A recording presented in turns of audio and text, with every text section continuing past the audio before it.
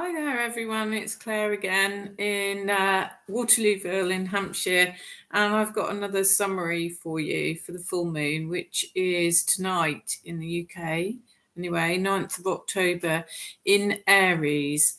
And it's also the eclipse season beginning shortly. So, and things apparently are changing to fire and air. So you're going to feel a little bit different, some different kind of energy coming in. And there's a 6-month period now to tune in together with Pluto and Aquarius. And we're using technology together more. So you might be looking at that yourself, or you might be noticing it more in shops, in industry and so on. I saw something the other day, which is an amazing video of, it was a supermarket chain using completely robots to get all the deliveries done in their central department. That's the sort of thing that we're going to see quantum leaps in. So we're also moving apparently from Libra Venus in the first 3 weeks of October. Peace and harmony, or working on them to up to the 21st, and sending out vibes of peace would be amazing, and harmony, especially with what's going on the world stage at the moment. So that was a little bit from actually Bracha Goldsmith, and I'll go back to her. But Tania Gabrielle is an amazing astrologer and numerology lady in America. So she talks about the sun in Libra and moon in Aries. So you've got that, because you've always got full moons, you've got, these opposite the sun. And it's actually for the full moon in Aries tonight, it's at 16 degrees. And she talks about in numerology, you add the 2 digits. So 1 and 6 is 7. And she mentioned octesa. Not sure what that meant, but it's something to do with the universal month and a change bridging feeling. And of course, she said 1 and 6 is 7, and that's really a very sort of spiritual type, intuitive insight number. And you've got the upper and lower sort of bridging going on. So being in a peaceful state. I think she's talking about like the almost external and the internal. And really, you've got as well Aries being conjunct with Chiron, which is known as the wounded healer planet. Aries is actually really action oriented, and you've got Sun and Libra conjunct Venus, and Libra is run by Venus, planet of beauty, etc., and love and abundance. So Chiron heals via love as well. And you've got the moon sextile Aries, so action to ignite things. And Mars creates on a grand scale as well. So you've got quite a lot going on with these planets. You've got a trine of Mars, Saturn, Sun and Venus. And you've got leadership, looking at leadership, love, beauty and pleasure. So there's some themes going on. And you've also got Sun in Libra with Mars in Gemini, and Saturn in Aquarius, and Sun and Venus in Libra. So kind of really strong, vibrant energy and soul-centered, and a stirring up with Aries. So Aries is the first sign of the zodiac, we know, and it's a lot to do with new things, new energy coming in, and lifting yourself above triggers. And it's you've got as well sort of confrontations, like to do with self-expression and confronting things. So also you've got Mars Neptune square, helping with creative projects. Neptune's a bit dreamy, a bit creative, a bit artistic maybe. Mars very pushing things through with the action. So a lot going on there. You might feel a bit more creative, ride with that energy. And you've got Mercury trine to Pluto. So empower via truth and diving deep and perception and going deep and using your own gifts, attuned to that energy.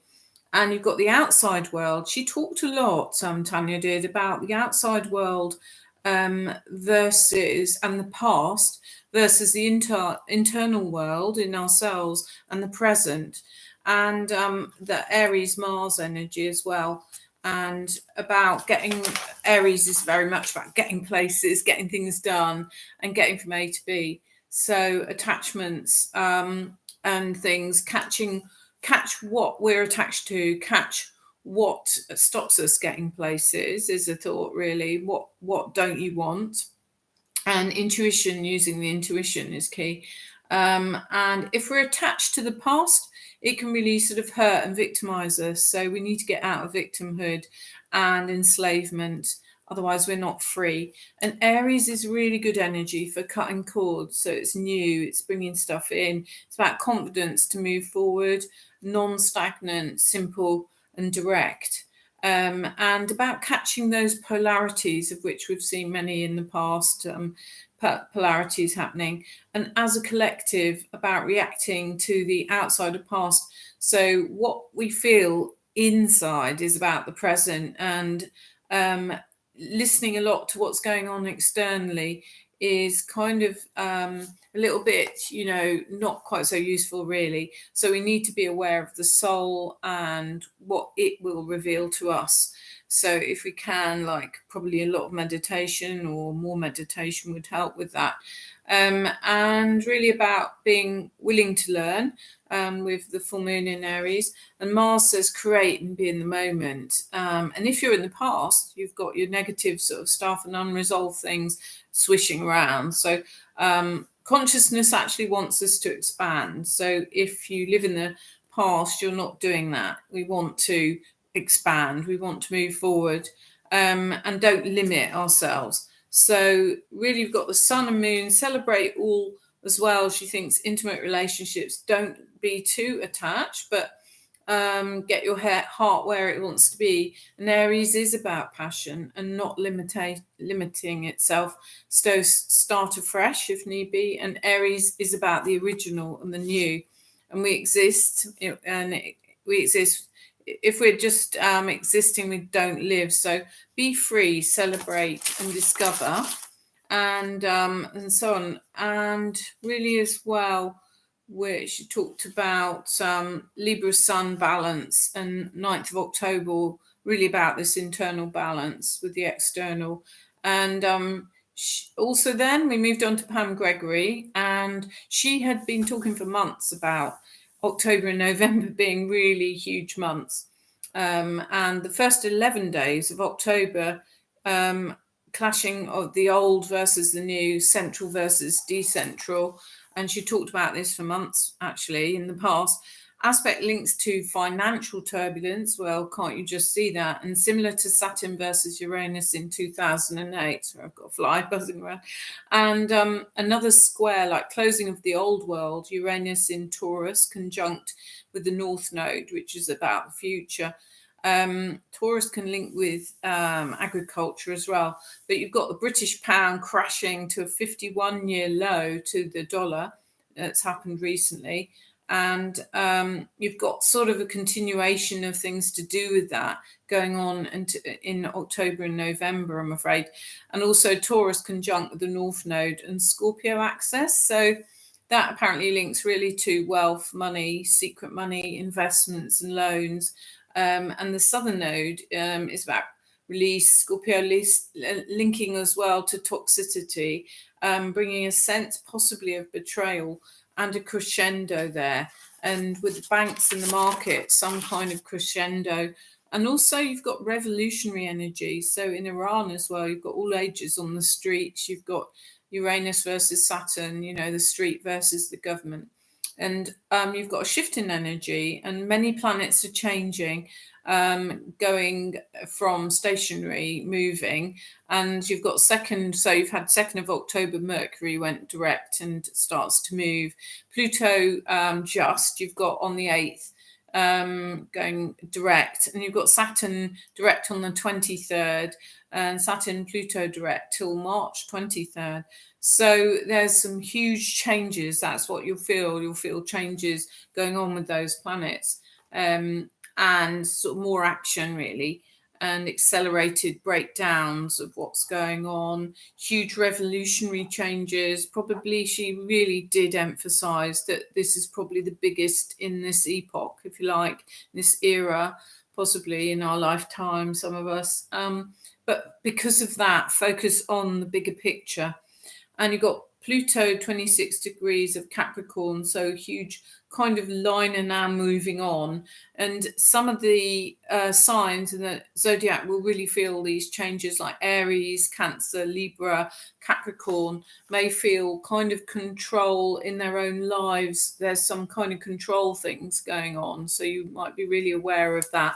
Just to repeat, that was Aries, Cancer, Libra, and Capricorn. You've got Pluto with the intensity playing out on the world stage and the assertion of power of governments around the world. Be discerning. She's reminding us, be looking at what is true and what is false, and be aware of that as best you can, because we are being bombarded with information.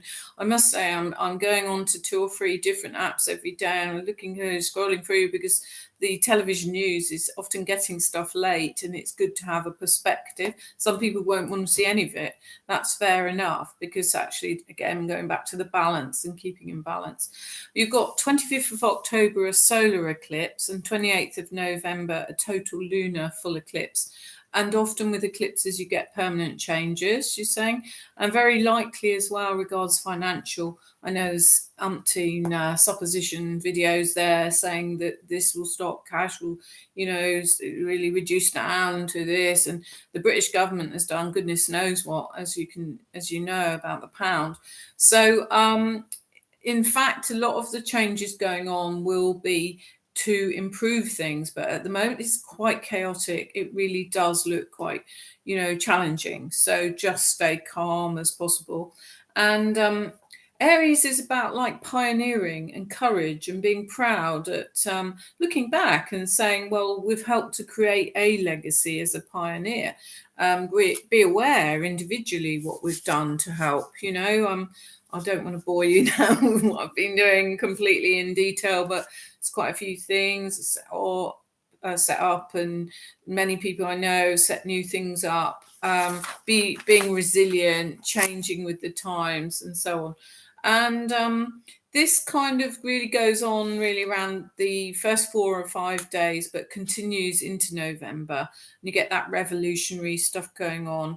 And the warrior energy of Aries as well. You've got assertive power. So with that going on, and the link to Mars as well with Aries, be calm. So you've got sort of fights, individuals, inclusivity, and looking at inequality and things, which we've had a lot of already, but you're going to get more of that. Then you've got the moon conjunct Chiron, so healing health and sickness under the microscope a bit. You've got full moon, aware of things previously hidden. So you've got maybe a light coming in, shining on stuff. And you've got Libra being present with the scales. So you've got maybe a microscope on law, legal developments with sickness and health. I'm not going to comment on that because there's plenty that I'm sure you're aware of in that sort of in that vein. So you've got as well possible peace, Aries, war, but you've got Libra, which is peace. So the interaction of those two sort of swinging there. And you've got Mars in Gemini, energizing the mind and information. And you've got really having to be discerning because of Gemini with the 2 sides to it as well. And you've got sort of Neptune, T-square. She's talking about like a little bit of a dreamy mental state. So really sort of try and look for more clarity if you can. Dig deep and unearth what is good and what is truthful and what is right, especially for us as individuals. And you've got Jupiter on the world axis, big dreams, enlargement of that, what's coming, and dropping into the heart, and the heart being almost like a brain, which perceives the truth. So some truth, got some tiny flies in there, God knows where from. I think there's stuff on my little altar there I need to clean up. You've got not all is truth, and so stay calm and don't go with the fear, but try to be heart driven and becoming mentally obsessed. Some people might become very mentally obsessed with health. But just keep the balance. And you've got new systems. There's even this thing, the People's Food Alliance or People's Food and Farming Alliance was mentioned. and you've got more natural organic principles, momentous time, create your own reality, and link with like-minded people on in person or online. And you also need to stay kind of at the higher eagle's perch, as you said, to be really circumspect and look at things from top down. And you've got Bracha Goldsmith going back to Bracha, mentions about the 9th of October, 16 degrees of Aries with the Aries full moon. In our charts, what is 16 degrees? Now, I don't do that. I know what that is, but it would show you what you need to move forward on. You've got the Sun, Venus, Libra, conjunct Moon and Chiron, healing the emotions, burning up in a huge fire, really, old emotions. So kind of really getting those processed. And you've got cardinal healing, really strong feeling of that, allowing the self to heal, and especially like rage and things, release it safely. And it could be useful to use the Mars, in Gemini energy to write it out, to get it out of you. And it will be in the air. So transform anger into passion. Of course, that anger can be used to move things forward. It can be used to transform. And you've got Mars retro at the end of the month. So be single-minded, and so you may feel at this time a little bit in two minds about things because of the aspects of Gemini there. So be careful of that and go, if you can, in one direction. But you might feel one day you feel one view, the next day you feel another view. So that's quite a common feeling at that point. And you've got Mars square to Neptune. Neptune can feel a bit confused, may feel like, you need breathing space, really, and allow others a bit of slack as well, because there might be some confusion around at the moment. So, and Mars does help with mental energy and ideas and projects and action. So just bear in mind those positive aspects of Mars, because it can be seen as a bit scary. Links in with my sign, Scorpio, as well. And she was talking very much like a section of Aries is the Leo section, and that links with the heart at the moment and healing, maybe even touch the heart as well. And Venus and the Sun, compassion, understanding, really a great time to do healing on oneself and even on others. So that's the summary. I hope it hasn't gone on too long. It's quite detailed. Tricky times. So October, November, more to come, and more on eclipses, etc. I might just post something for that. So I hope you're having a good weekend wherever you are, and I'll be in touch soon. Take care. Thanks for watching. Bye.